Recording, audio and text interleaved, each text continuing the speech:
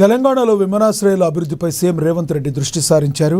ఈ నేపథ్యంలో సీఎం రేవంత్ రెడ్డి కేంద్ర మంత్రి రామ్మోహన్ నాయుడుతో సమావేశమయ్యారు. ఆదిలాబాద్, వరంగల్ ఎయిర్పోర్ట్ల అభివృద్ధి అంశాలపై వారు సుదీర్ఘంగా చర్చించారు. ఈ సందర్భంగా మామనూరు ఎయిర్పోర్ట్ పనులకు వీలైనంత త్వరగా ప్రారంభిస్తామని కేంద్ర మంత్రి తెలిపారు. 253 ఎకరాల భూమిని ఎయిర్పోర్ట్ అథారిటీకి అప్పగించగా 3 నుండి 4 వారాల్లో టెండర్ల ప్రక్రియ ప్రారంభిస్తామని వెల్లడించారు. 2028 జూన్ 2 వరకు మామనూరు ఎయిర్పోర్ట్ పనులు పూర్తి చేసే లక్ష్యంతో ముందుకు వెళుతున్నామని పేర్కొన్నారు.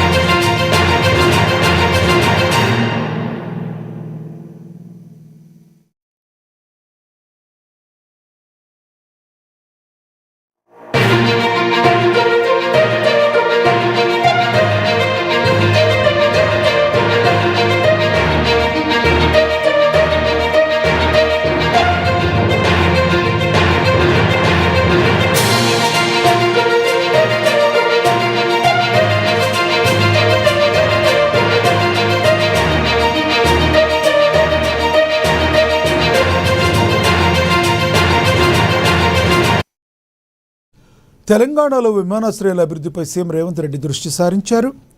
ఈ నేపథ్యంలో సీఎం రేవంత్ రెడ్డి కేంద్ర మంత్రి రామ్మోహన్ నాయుడుతో సమావేశమయ్యారు. ఆదిలాబాద్, వరంగల్ ఎయిర్పోర్ట్ల అభివృద్ధి అంశాలపై వారు సుదీర్ఘంగా చర్చించారు. ఈ సందర్భంగా మామనూరు ఎయిర్పోర్ట్ పనులకు వీలైనంత త్వరగా ప్రారంభిస్తామని కేంద్ర మంత్రి తెలిపారు. 253 ఎకరాల భూమిని ఎయిర్పోర్ట్ అథారిటీకి అప్పగించగా 3 నుండి 4 వారాల్లో టెండర్ల ప్రక్రియ ప్రారంభిస్తామని వెల్లడించారు. 2028 జూన్ 2 వరకు మామనూరు ఎయిర్పోర్ట్ పనులు పూర్తి చేసే లక్ష్యంతో ముందుకు వెళుతున్నామని పేర్కొన్నారు. మంత్రివర్యులు రామ్మోహన్ నాయుడు గారిని ఈరోజు తెలంగాణ రాష్ట్ర ప్రభుత్వం తరఫున వరంగల్ ఎయిర్పోర్ట్ మరియు ఆదిలాబాద్ ఎయిర్పోర్ట్కు సంబంధించి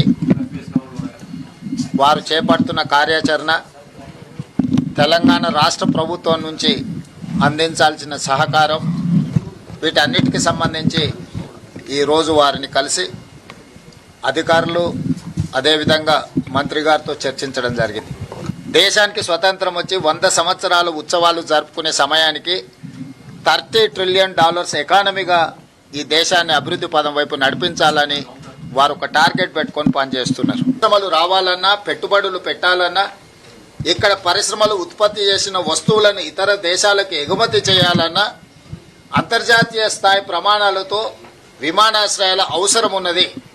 దీన్ని తెలంగాణ రాష్ట్ర ప్రభుత్వం, కేంద్ర ప్రభుత్వం గుర్తించి ఈనాడు వరంగల్ ఎయిర్పోర్ట్, ఆదిలాబాద్ ఎయిర్పోర్టులను తక్షణమే మొదటి ప్రాధాన్యత కింద తీసుకొని నిర్మించి వాటిని పూర్తి చేయాలని లక్ష్యంగా పనిచేస్తున్నాము.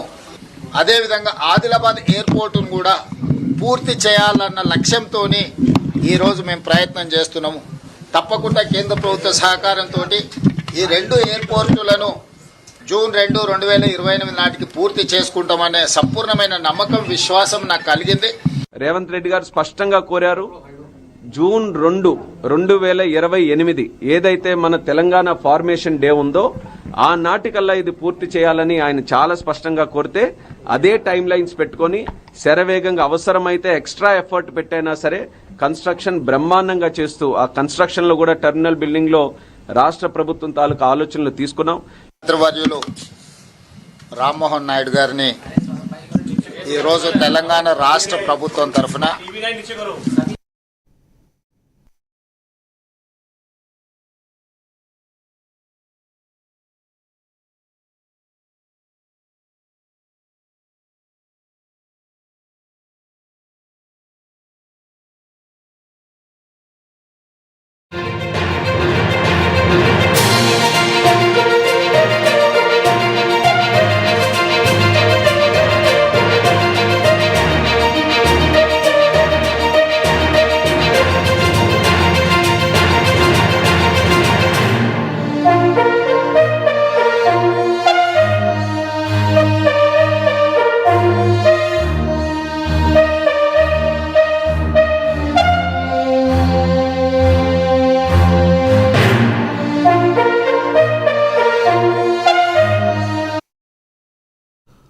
బ్రేకింగ్ న్యూస్ చూస్తున్నాం. ఆషాఢ మాసం వచ్చిందంటే చాలు హైదరాబాద్ అంతా అమ్మవారి భక్తితో కళకళలాడిపోతూ ఉంటుంది.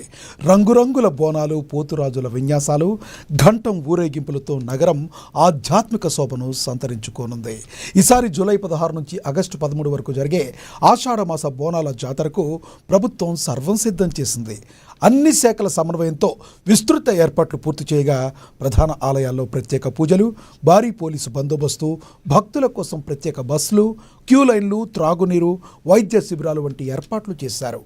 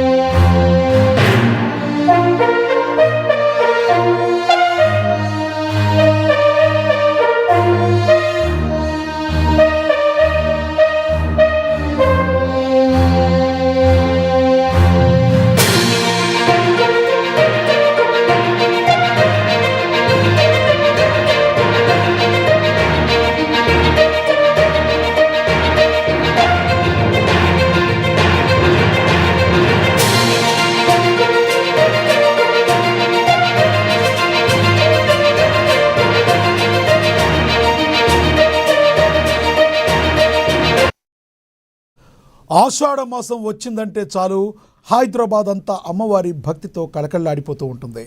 రంగురంగుల బోనాలు, పోతురాజుల విన్యాసాలు, ఘంటం ఊరేగింపులతో నగరం ఆధ్యాత్మిక శోభను సంతరించుకుంటుంది. ఈసారి జూలై 16 నుండి ఆగస్టు 13 వరకు జరిగే ఆషాఢ బోనాల జాతరకు ప్రభుత్వం సర్వం సిద్ధం చేస్తుంది. అన్ని శాఖల సమన్వయంతో విస్తృత ఏర్పాట్లు పూర్తి చేయగా ప్రధాన ఆలయాల్లో ప్రత్యేక పూజలు, భారీ పోలీసు బందోబస్తు, భక్తుల కోసం ప్రత్యేక బస్సులు, క్యూ లైన్లు, త్రాగునీరు, వైద్య శిబిరాలు వంటి ఏర్పాట్లు చేశారు.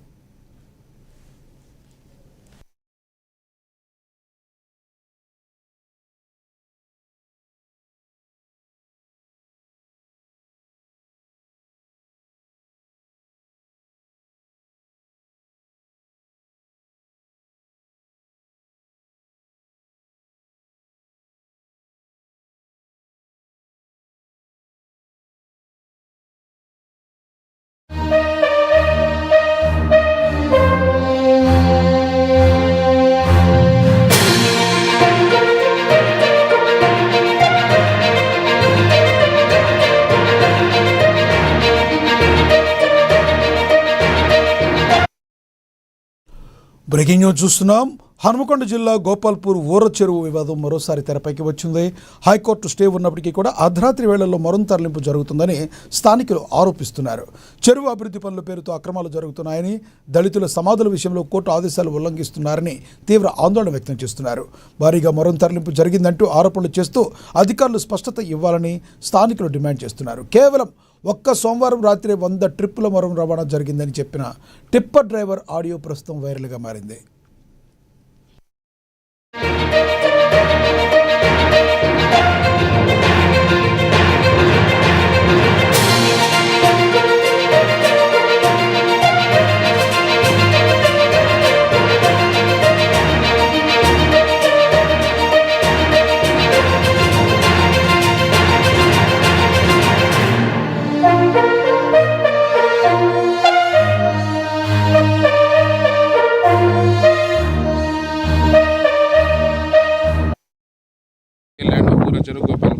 పేరు కందకూరి శ్రీనాథ్. నేను గోపాలపురం గ్రామ వాస్తవుడిని.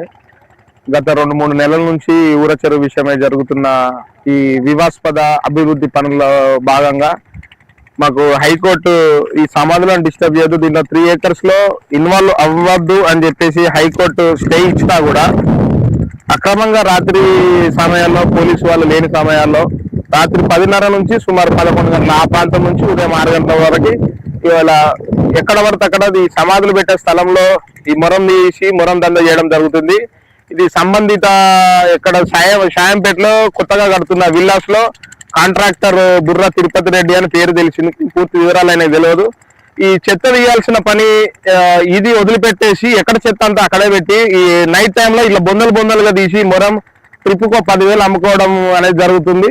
ఈయన దగ్గరకు వచ్చిన టిప్పర్ లారీ ఓనర్లతో కూడా మాట్లాడడం జరిగింది. వాళ్ళకి సంబంధించిన పూర్తి వివరాలు రాత్రి 74 ట్రిప్పులు అంటే ట్రిప్కి వచ్చేసి 10,000 రూపాయలు వసూలు చేస్తా ఉన్నారు బయట.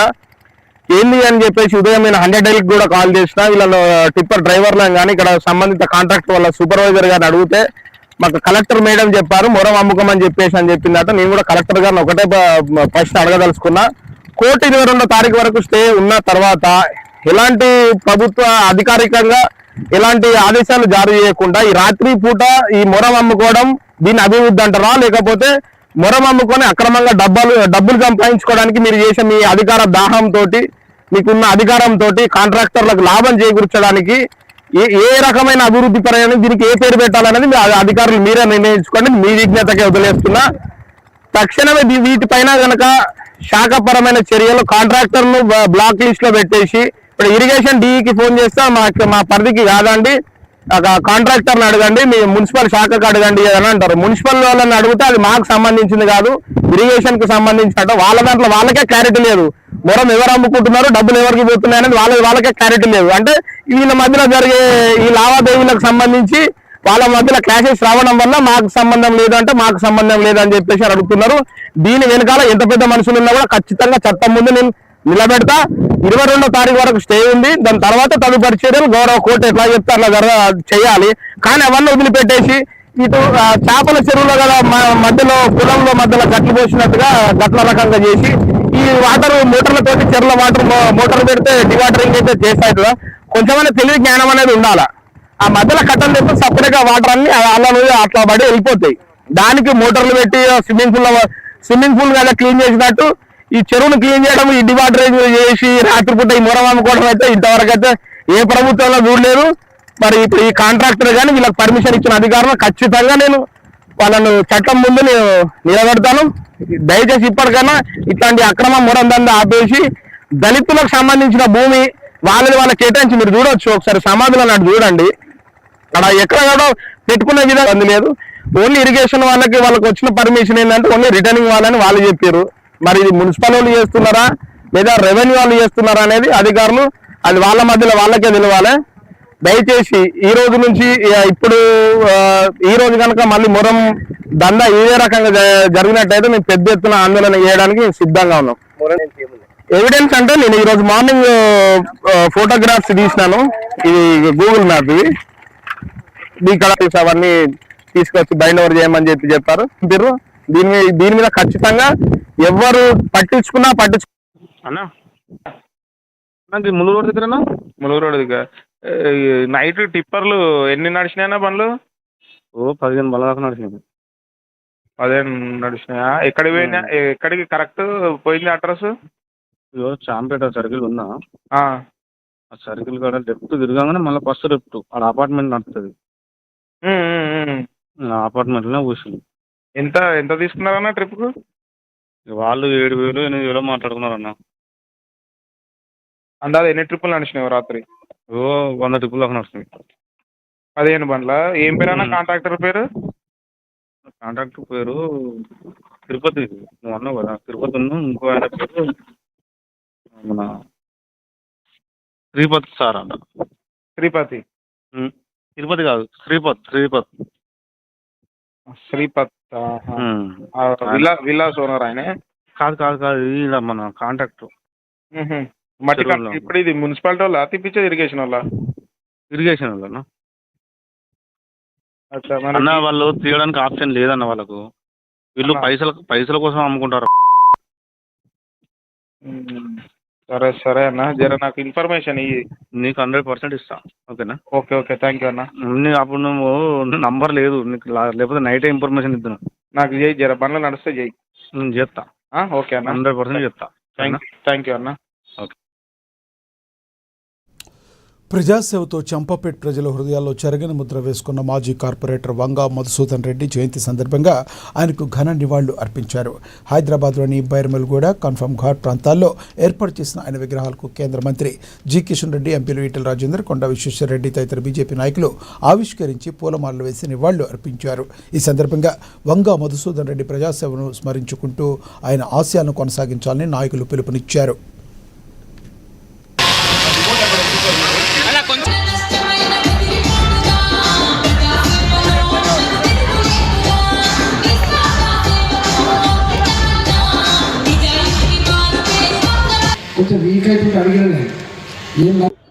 చాలా తక్కువ.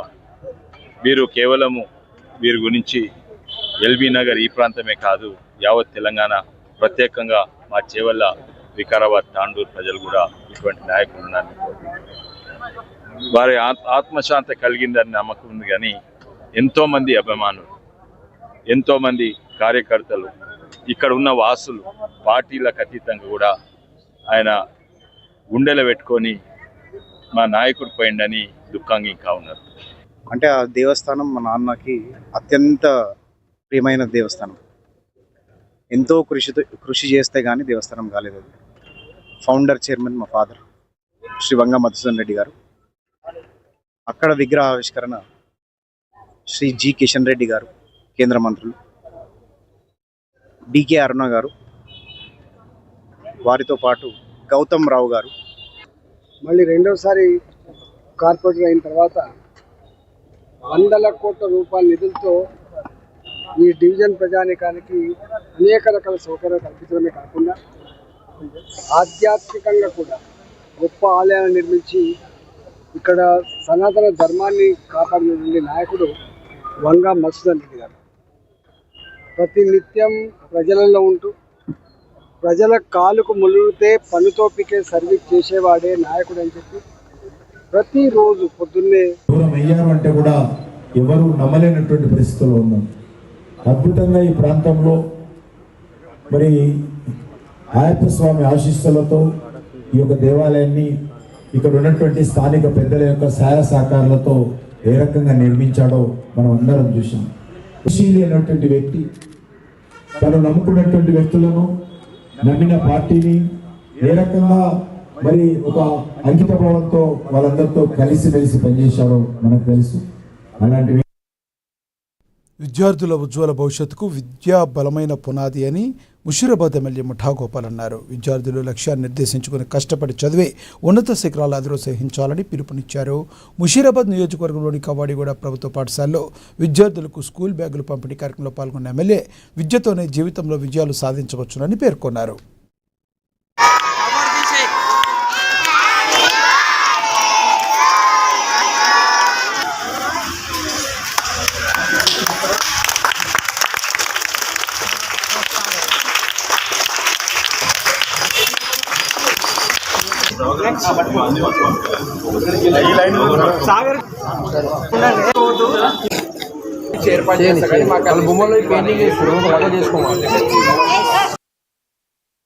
మెదక్ జిల్లాలో ప్రత్యేక ఓటరు జాబితా సవరణ ప్రక్రియ వేగంగా కొనసాగుతుందని జిల్లా కలెక్టర్ ప్రతిమా సింగ్ తెలిపారు. ఇప్పటి వరకు జిల్లాలో 55% నమోదు పూర్తయిందని వెల్లడించిన ఈమె ఈ నెల 24లోగా 100% నమోదు పూర్తి చేయాలని అధికారులను ఆదేశించారు. ఇంటింటికి వెళ్లి ప్రజలకు ఫారాలు అందజేసి నమోదు ప్రక్రియను వేగవంతం చేయాలని సూచించారు. ఆమె మార్క్ చేశారు అంటే ఎంక్వైరీ అయింది. ఎంక్వైరీ నోటీస్ అంతా చేసిన తర్వాత digitalised and verified and completed భాగస్వామ్యం చేయడం జరిగింది. సో దీంట్లో భాగంగా మన వార్డ్ నెంబర్ 11లో ఉన్న పోలింగ్ స్టేషన్లో బిఎల్ఓతో పాటు లోకల్ కౌన్సిలర్, ఈఆర్ఓ, ఏఈఆర్ఓ అందరూ పార్టిసిపేట్ చేశారు. సో ఇక్కడే వచ్చిన ఎన్యూమరేషన్ ఫామ్స్కి డిజిటైజేషన్ ఎలా చేస్తున్నాము, దాంట్లో ఏవైనా ఇష్యూస్ వస్తున్నాయా, డీటెయిల్స్ 2002లో ఉన్న ఓటర్ జాబితాలో డీటెయిల్స్ కరెక్ట్ ఉన్నాయా లేదా అది మొత్తం చెక్ చేసి ఫోటో కరెక్ట్ వస్తుందా లేదా, ఐడి కరెక్ట్ ఉందా లేదా అది అంతా చెక్ చేయడం జరిగింది. సో మనకు ఉన్న ప్రజల తరఫు నుంచి సహకారంతో లోకల్గా వాలంటీర్స్ కూడా కొంతమంది ముందుకే వచ్చారు. వాళ్ళు కూడా సహకారం ఇస్తున్నారు. డీటెయిల్స్ ఫైండ్ అవుట్ చేయడానికి ప్లస్ ఎంట్రీ చేయడానికి లోకల్ కౌన్సిలర్, లోకల్ ప్రజల తరఫు నుంచి చాలా సహకారం ఉంది. మొత్తం జిల్లాలో కూడా 4,53,000 ఓటర్స్, దాంట్లో 55% డిజిటైజేషన్ మనం కంప్లీట్ చేసాము. అంటే ఫామ్ మళ్ళీ రిటర్న్ తీసుకొని దానికి ఆన్లైన్ అప్లోడింగ్, అది కూడా బిఏలో అప్లోడ్ చేయడం జరిగింది. డైలీ మార్నింగ్ నుంచి సాయంత్రం వరకు బిఏలోస్ కూడా అందుబాటులో ఉన్నారు. వీళ్ళతో పాటు వాలంటీర్స్ కూడా అందుబాటులో ఉన్నారు. ఫామ్ నింపినాక వాళ్ళకి సబ్మిట్ చేస్తే వాళ్ళు వెరిఫై చేసి మొత్తం డీటెయిల్స్ కరెక్ట్ ఉన్నాయా లేదా సంతకం పెట్టుకొని ఆన్లైన్ అప్లోడ్ చేస్తున్నారు. సో ఈ విధంగా మీ ఎన్యూమరేషన్ ఫామ్ ఫిల్ చేసి బిఏలోకి ఇవ్వాలి. ఒకవేళ మీరు అందుబాటులో లేదు, సో మీరు ఆన్లైన్ కూడా voters.eci.gov.in ఈ ఫామ్ ఫిల్ చేసి ఓటీపీలో భాగస్వామ్యం చేయడం జరిగింది. సో దీంట్లో భాగంగా మన వార్డ్ నెంబర్ 11లో ఉన్న పోలింగ్ స్టేషన్లో బిఏలోతో పాటు ఉప్పల్ నియోజకవర్గ అభివృద్ధిపై కాంగ్రెస్ నేతలు దృష్టి సారించారు. మల్లాపూర్ డివిజన్ పరిధిలోని పలు కాలనీల అభివృద్ధి పనుల కోసం 2,07,00,000 నిధులు మంజూరు కావడంతో స్థానిక కాంగ్రెస్ నాయకులు హర్షం వ్యక్తం చేశారు. ఉప్పల్ కాంగ్రెస్ ఇన్ఛార్జి మందంబాల పరమేశ్వరరెడ్డి సహకారంతో సమస్యల పరిష్కారానికి చర్యలు తీసుకుంటున్నారని తెలిపారు. నిధుల మంజూరుకు కృతజ్ఞతగా సీఎం రేవంత్ రెడ్డి చిత్రపటానికి పాలాభిషేకం చేపట్టారు.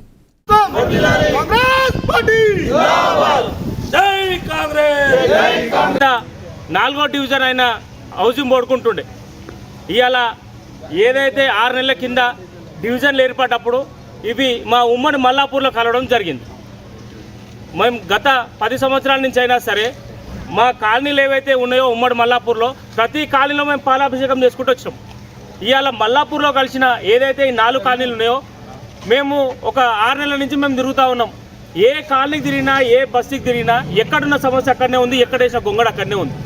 ఇలా కరెంటు వైర్లు కట్ చేయడానికి కూడా వాళ్లకు బీఆర్ఎస్ నాయకులు 2.5 నుంచి 3 సంవత్సరాల కింద ఒక కలెక్షన్ కట్ చేయమన్నా కానీ వాళ్ళు పట్టించుకున్న నాదులు లేడు. ఇవాళ రేవంత్ అన్న సర్కార్ వచ్చిన తర్వాత ప్రజా పాలన బట్ట పెట్టుకున్నప్పుడు చూసినట్టయితే ఎక్కడ గొంగలు అక్కడే ఉన్న పరిస్థితి ఉంది. మన మల్లాపూర్ డివిజన్ కలిసినప్పటి నుంచే నిధులు అనేటివి మంజూరై జర అభివృద్ధి అనేది కనిపిస్తుంది. బీఆర్ఎస్ ప్రభుత్వం ఉన్నప్పుడు ఎలా ఉంది, కాంగ్రెస్ ప్రభుత్వం వచ్చినాక ఎట్లా ఉంది చెప్పి మీరు కొంచెం కంపేర్ చేసి మాకు రానున్న రోజుల్లో మన కాంగ్రెస్ ప్రభుత్వాన్ని, మా కాంగ్రెస్ పార్టీని మీరు ఆశీర్వదిస్తారని చెప్పి సందర్భం ఈరోజు ఇక్కడ మన రేవంత్ రెడ్డి అన్న గారి చిత్రపటానికి పాలాభిషేకం చేయడం మరింత గర్వకారణం. అలాగే మన ఉప్పల్ నియోజకవర్గంలో మల్లాపూర్ డివిజన్లో అన్నపూర్ణ కాలనీకి మరి లక్ష్మీనగర్ కాలనీకి 2,07,00,000తో నిధులు మంజూరు చేయడం జరిగింది. అలాగే ఒకటో విడతగా అన్నపూర్ణ కాలనీకి మరి రెండో విడతగా లక్ష్మీనగర్ కాలనీకి మంజూరు చేసిన మన ఉప్పల్ కాంగ్రెస్ పార్టీ అలాగే మన ఇప్పుడు అభివృద్ధి దిశలో ముందుకు దూసుకెళ్తుంది అంటే దానికి ముఖ్య కారకులు మా మందముల పరమేశ్వరరెడ్డి అన్న గారు. వారి సహకారంతోనే ఈరోజు మల్లాపూర్ ఒక దిశలో ముందుకెళ్తుంది. నిన్న మొన్నటి వరకు ఏ లీడర్ కూడా వచ్చి ఇక్కడ చూసిన దాఖలాలు నా ఎమ్మెల్యే ఉన్నారు, కార్పొరేటర్, మాజీ కార్పొరేటర్ కూడా ఉన్నారు, కానీ అప్పుడు అభివృద్ధి ఏ మాత్రం జరగలేదు. ఈ 2.5 సంవత్సరాల్లోనే వెళ్తున్నాయి కాబట్టి ఈరోజు అభివృద్ధి దిశలో ముందుకెళ్తుంది. కాలనీ వాసులు తీసుకొచ్చినటువంటి సమస్యలను ప్రజలు, ఇక్కడ ఉన్నటువంటి నాయకులు. తిరుపతి జిల్లా రైల్వే కోడూరులో ఓటరు జాబితా ప్రత్యేక సవరణ కార్యక్రమంపై అవగాహన సమావేశం నిర్వహించారు. మండల రెవెన్యూ కార్యాలయంలో జరిగిన ఈ సమావేశంలో ఓటరు నమోదు, మార్పులు, చేర్పులు, అభ్యంతరాలు పరిష్కారంపై BLOలకు అధికారులు పలు సూచనలు చేశారు. అర్హత కలిగిన ప్రతి ఒక్కరిని ఓటరుగా నమోదు చేసేలా చర్యలు తీసుకోవాలని సూచించారు.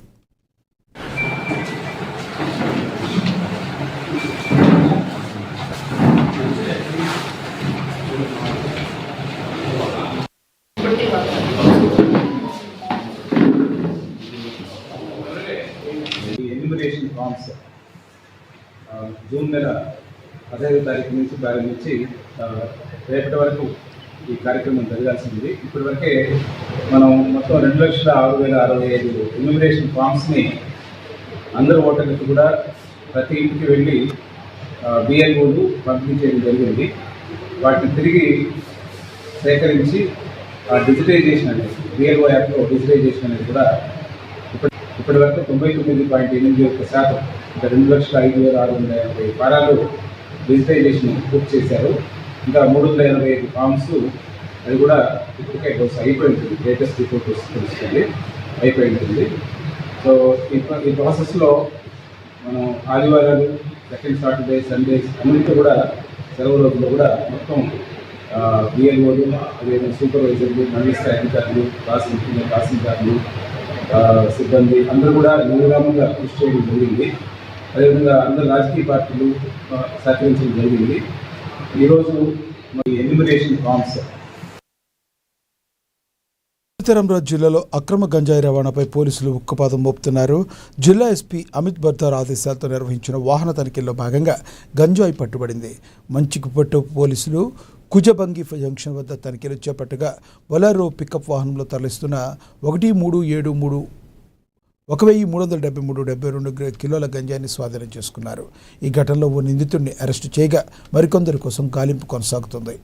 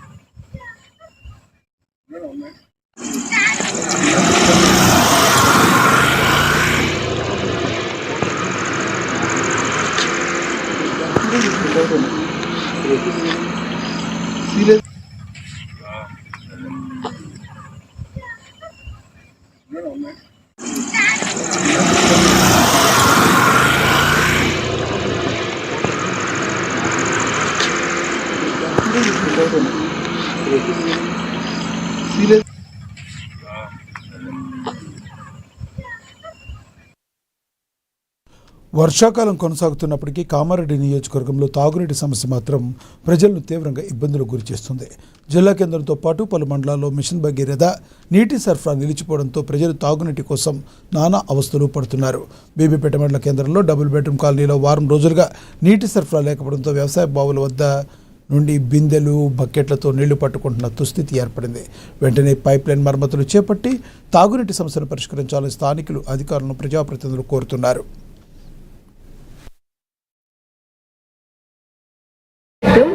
మాకు గత వారం నుంచి వాటర్ ప్రాబ్లం ఉంది. ఏ అధికారి కానీ సర్పంచ్ కానీ మమ్మల్ని పట్టించుకునే నాదులు లేరు. మేము పక్కనున్న 2 కిలోమీటర్లు ఉన్న చేనుల కాడికి పోయి రోజు 4 బిందెలు తెచ్చుకుంటున్నాము. అయినా వాళ్ళు ఇయ్యమని వాళ్ళు కూడా తిడుతున్నారు.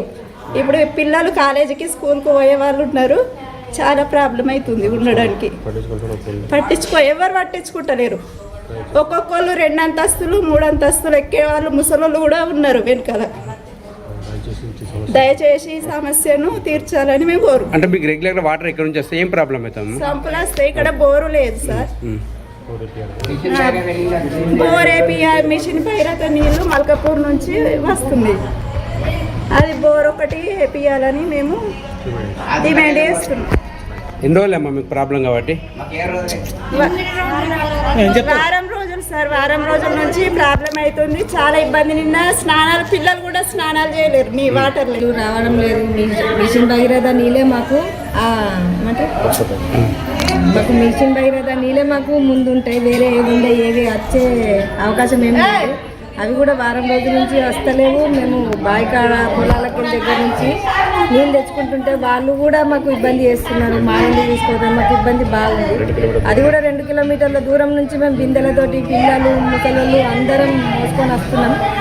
మాకు ఇబ్బంది అవుతుంది. దయచేసి గవర్నమెంట్ మాకు ఈ ఫెసిలిటీ నీళ్ళ ఫెసిలిటీ కానీ బోరు కానీ పంపిస్తుండు. కానీ 50 మంది కుటుంబాలకు 2 ట్యాంకర్లు 3 ట్యాంకర్లు మాకు సరిపోతలేవు. దాన్ని దృష్టిలో పెట్టుకొని గవర్నమెంట్ మాకు మంచినీళ్ళది సప్లై చేయాలని కోరుకుంటున్నాం. భగీరథ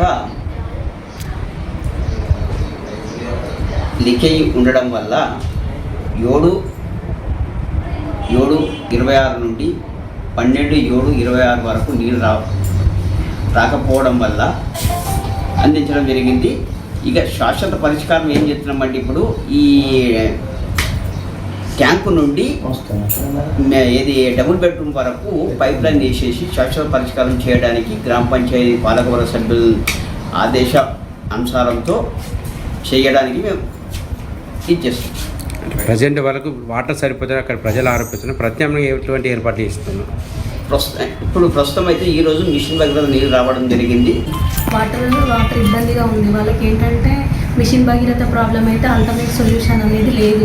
ఇది వరకు పోలీస్ స్టేషన్ నుంచి వాడుకుంటుండే, అందులో కూడా డ్రై అయిపోయేసరికి అక్కడ కూడా వాళ్ళకి ఎటువంటి ఇబ్బంది జరిగింది. అది మా నోటీస్కి తీసుకొస్తే మేము గ్రామ పంచాయతీ తరఫున వాళ్ళకి గత 3 days మహబూబాబాద్ జిల్లాలో రాజకీయ కక్షలు బగ్గుమన్నాయి. మరిపేడ మండలం బొక్ల తాండాలో బీఆర్ఎస్ బీజేపీ కార్యకర్తల మధ్య నెలకొన్న వివాదం ఘర్షణకు దారితీసింది. ఇరు వర్గాల రాళ్లు కర్రలతో పరస్పరం దాడులకు పాల్పడటంతో పలువురు గాయపడ్డారు. సమాచారం అందుకున్న పోలీసులు వెంటనే ఘటనా స్థలానికి చేరుకున్నారు. పరిస్థితిని అదుపులోకి తెచ్చారు. గాయపడిన వారిని ఆసుపత్రికి తరలించగా ఘటనపై కేసులు నమోదు చేసే దిశగా దర్యాప్తు కొనసాగుతుంది.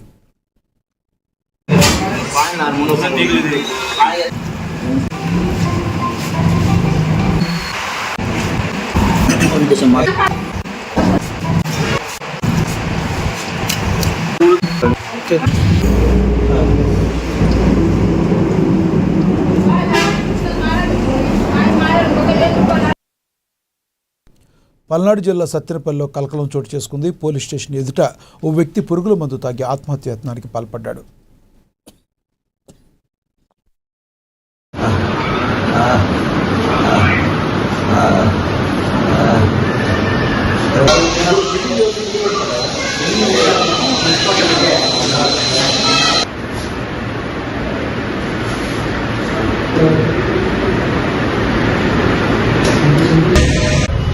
నా పేరు పున్నారు.